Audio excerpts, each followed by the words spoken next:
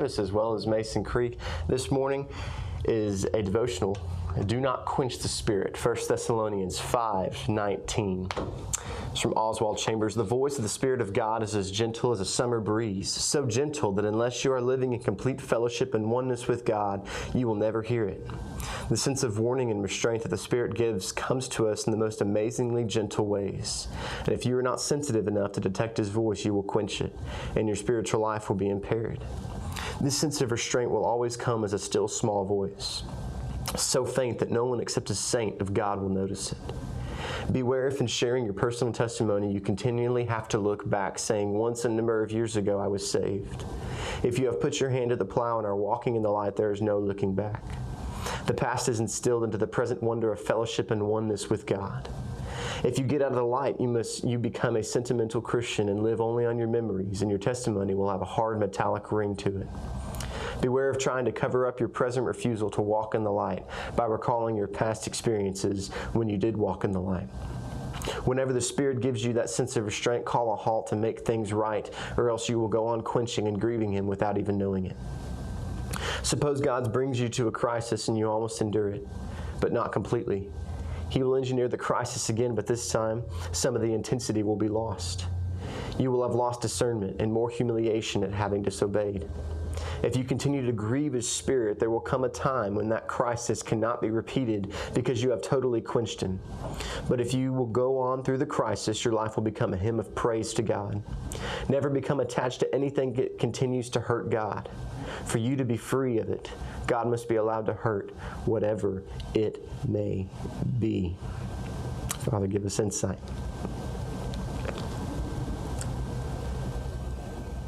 What he's talking about here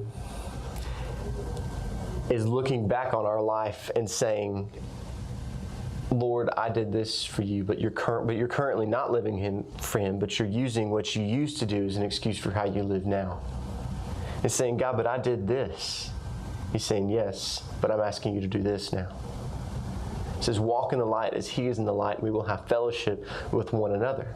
Because if we walk in the light but walk in darkness, it says we lie and we have no fellowship with Him. So whatever God's asking us to do, it's not a matter of what we've done. You know, it's not an excuse to say, hey, since I did this, I have the right to do this. No. Walking in the light is a present thing. It's not harking on the past. And then you can recall those things to mind and praise God for them. And pray and intercede for yourself and others. But if we, and I've seen this in my own life, when I've come up against a wall and I think, okay, this time's going to be different. But I still don't completely get it right. God brings that back around, and it may be a certain amount of time, but He still brings it back up because He's trying to work us through it. God's not just a checkbox God. He's not just like, oh, he got that once, good for him. Or he got an 80 on that one. Let's just keep going. You know, God, like He said, is going to engineer the circumstances again and again until we get it right. And that's not to say that God won't hear your prayer asking you to relieve you of something and not make you go through something. Ezekiel, we can look at Ezekiel when God actually asked him to cook food over human feces. And he was like, I've never done anything like that. Please don't let me. And God actually relented and didn't. So bring these things before God, but don't use an excuse to sin now because you followed God at some point. Following in our relationship with God is a constant. It says walking in the light, not walked in the light, not like you will walk in the light. It's walking in the light, ever present.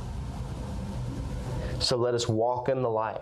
It says we will have fellowship with one another. If we have broken fellowship, then let us examine our lives and say, am I walking in the light?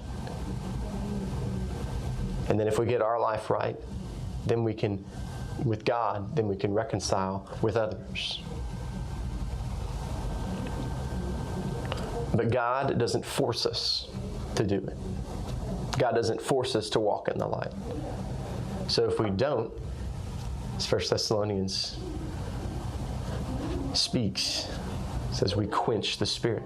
Don't quench the Spirit. Don't continually say to the voice of God, be gone, be still. I don't want to hear it. A lot of times we don't want to hear what God has to say because ultimately it hurts our flesh. And that's our flesh screams the loudest. It speaks the loudest. But God's voice is so gentle and so calm, but sharp, that it can cut through every single voice that is crying out for our attention straight into our heart and soul and says, come to me, and I will give you rest. God's words may be hard, but ultimately that's the only place that we're going to find fulfillment. That's the only place we're going to find joy. That's the only place that we're going to find rest. That's the only place that we're going to find peace, is if we come to God and agree, right? So lay these things down before the Lord in prayer. Some things He may say, you know what? I relent. I won't make you go through that. But if He does ask us to go through it, may we ever be willing. May we ever be willing. And that's hard. That's a hard place to be. And I'm not perfect in it. So just trust God and trust Him that He has something good for you, because He does. All things work together for the good of those who love God, who are called according to His purpose. There's no hope for anything brighter. There's no hope for anything better. The life God has for us is the best life that we can absolutely have. So go in His grace and His peace according to His word. Strive to walk in the light. We'll see y'all Sunday. Loop Campus, 8:15. Mason Creek, 9:30. Life groups at Loop Campus there at 9:30, and Loop Campus again 10:45. In Mason Creek we have life groups at 10:45. May y'all have a blessed day according to the word of the Lord.